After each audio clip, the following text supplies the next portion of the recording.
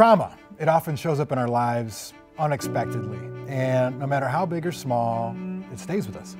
And the youngest among us who face it need help. They need resources and people to talk to about the pain they've experienced when they're young. Adrienne Broaddus found us a group of women from North Minneapolis doing just that. We get to tell the truth through our eyes, other people's story through us. I think the pictures represent things that people don't want to say, and that's the truth. People don't want to say the truth.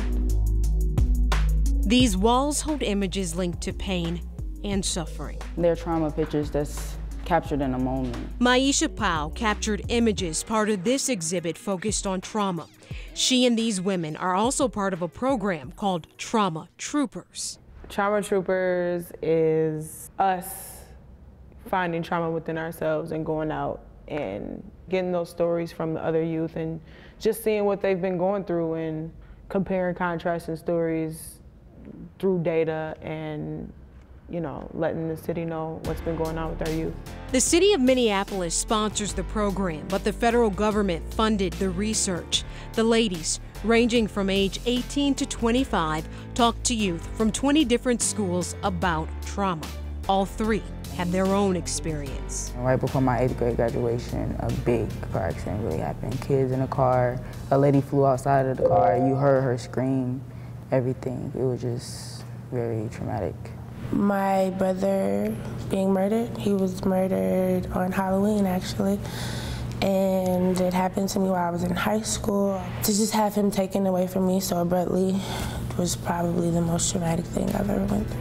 This month, the Minnesota Department of Human Services announced 33 communities will share $33 million to provide mental health care to children. The services will help kids stay in school and find success. That's something the Trauma Troopers said they discovered while surveying students in Minneapolis. They don't have any outlets for therapy or to get therapists.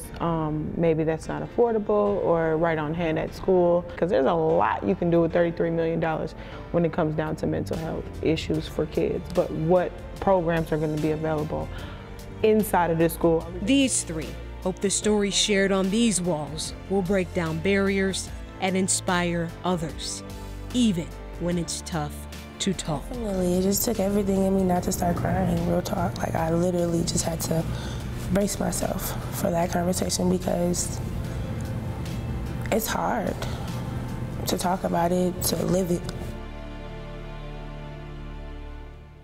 We've talked about it on this show before, and I think that was my #1 thing I wanted to do if I won Mega Millions, which is we have a severe shortage of guidance counselors in the state of Minnesota. We don't have kids, we don't have a place for kids to go in our schools, and if we do, it's like 1 to 200 kids per one guidance counselor. And I applaud you, all of you women, for what you're doing. It's so impactful.